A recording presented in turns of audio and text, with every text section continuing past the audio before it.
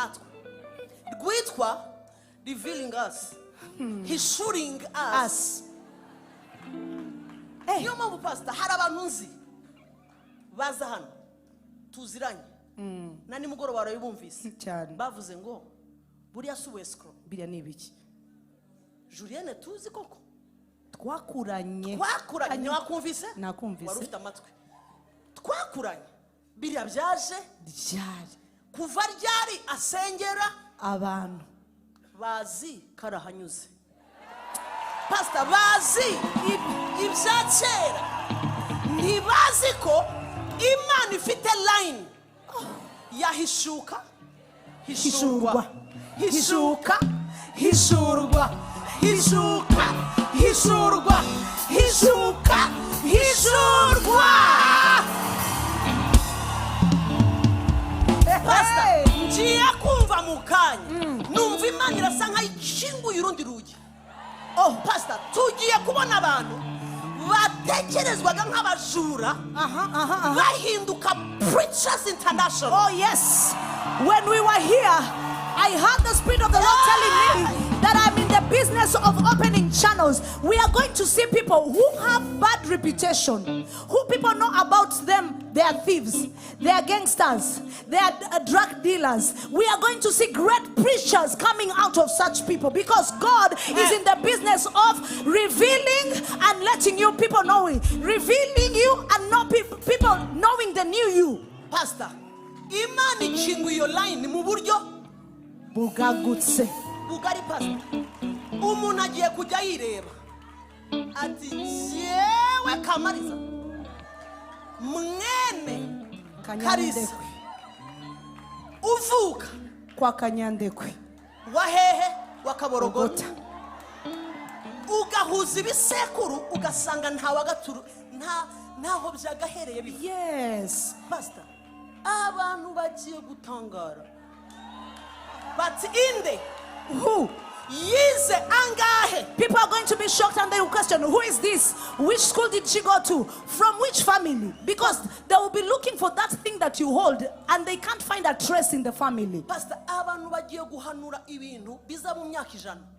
People are going to be great prophets, are going to prophesy things that will happen in 100 years to come from now.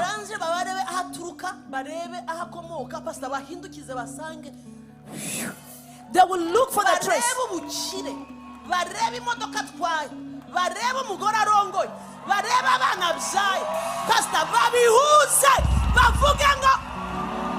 They will look at people, they start tracing you. From which family, from which education level, from which, because they are going to look at the family, the man you're going to marry, and the man who is going to marry you. They're going to look at your children. They're going to look at your financial status. They're going to look at the money that you have. They're going to look at things around you. And when they try to look for the trace, it's nowhere to be found. Because what God is doing is originating from Him. It's not a family thing. Nuruji abantu bazi ngo tuzahishurwa igihe kimwe ntibazi ko ni ibintu biba every day iyo utabimenye ntuhishurwa pastor. Niyo mpamvu uva mu bukene ubu mukira ubu muherwe pastor bidatewe naho bisanzwe biva kuko wamaze guconnecta muri linya y'Imana ihishura biriya. Iyo wabimenye utangira kuyigenderamo bikunda ngirira abantu bane bigiye gukunda Time to four people, tell four people it's going to happen, it will no longer be unable to happen.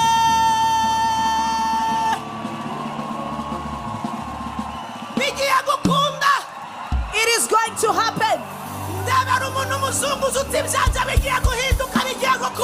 Turn to your neighbor, shake them and tell them, whatever that was impossible for me, it has turned to be possible.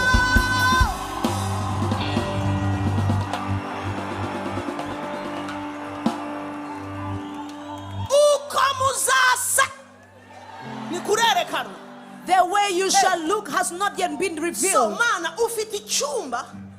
So God, you have a room that you have kept the way we shall be. Pastor, not that time only.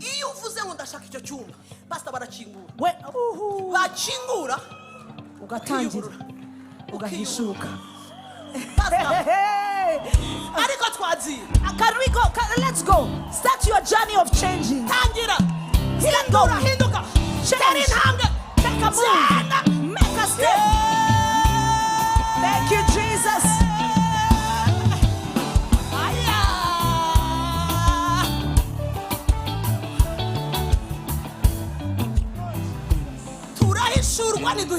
Are we going to be revealed or we are not? We were praying and I was feeling.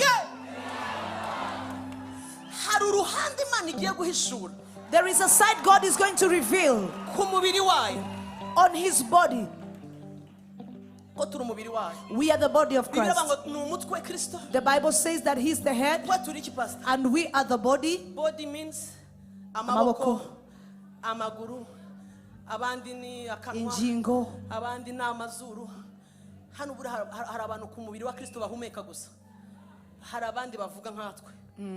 Hari abandi bareba gusa n'amaso. Abo nabasenzi baraturebera tukagenda. Turi ingingo ze. So numvaga hari isura pastor kugasemure neza.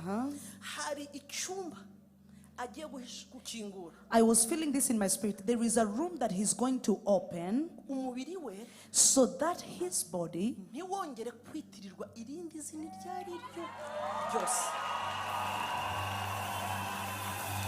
This that kuko pastor wabyumvise kuko turi umubiri wande wa Kristo we. So arashaka ko niba ari umubiri we bibe we nibyitiranwe uri bureba amaboko avuga ngo dore Kristo, uri bureba izuru ati dore Kristo, kuko ijisho n'ikirenge n'ukuboko pastor bifashe kuri we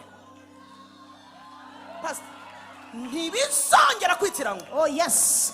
Now his intention is that let there be a difference. Let it not be anymore people looking at some people and they say, oh no, maybe this is the power of this, or maybe this is this. Christ wants him to be known. He wants to be known to a point where there is no confusion anymore. Whoever sees a hand working, they will know this is the hand of God. Whoever sees a mouth talking, they will know that this is the mouthpiece of God.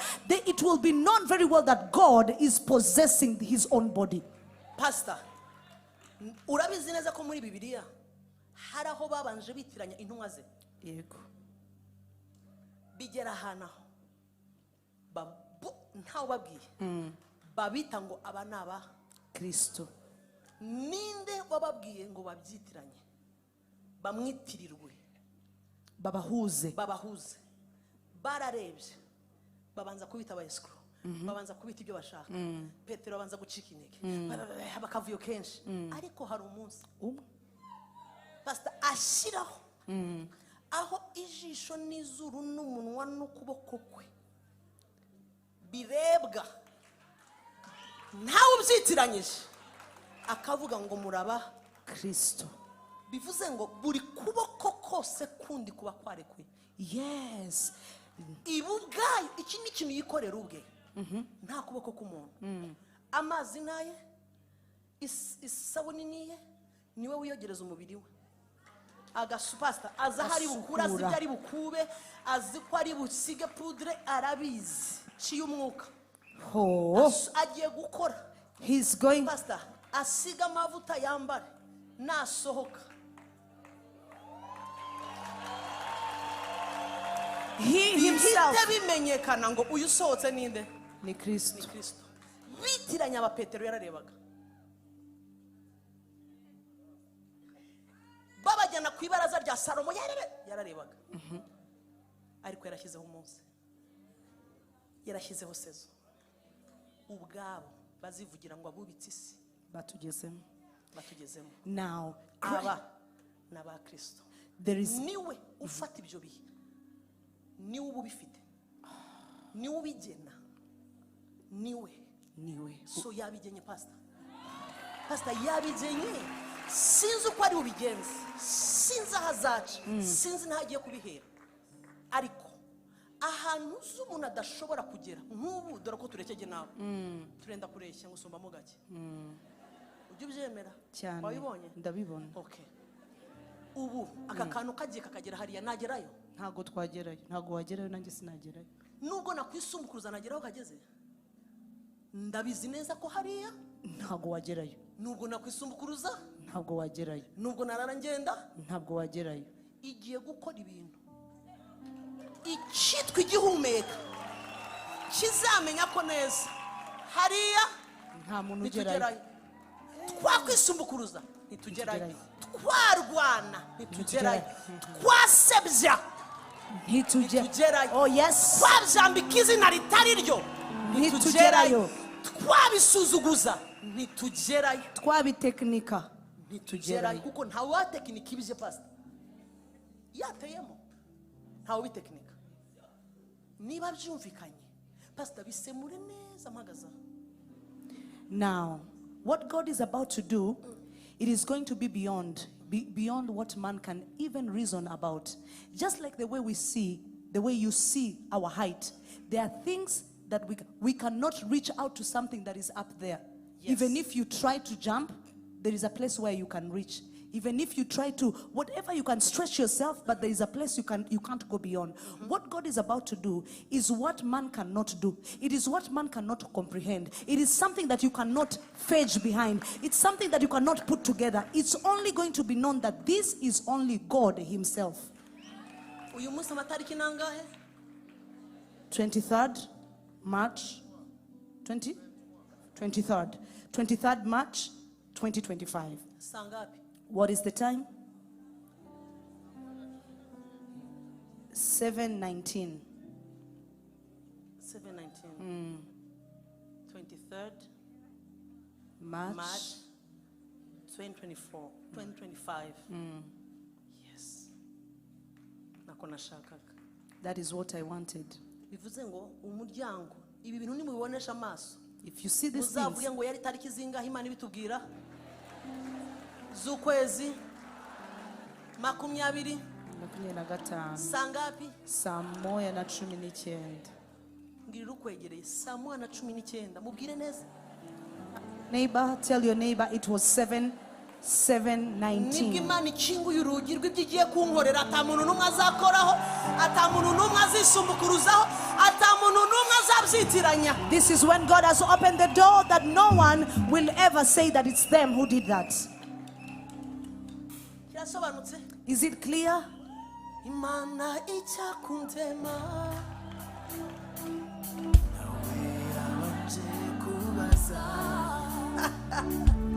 yabikoze mukwibishaka muko yari yaragambiriye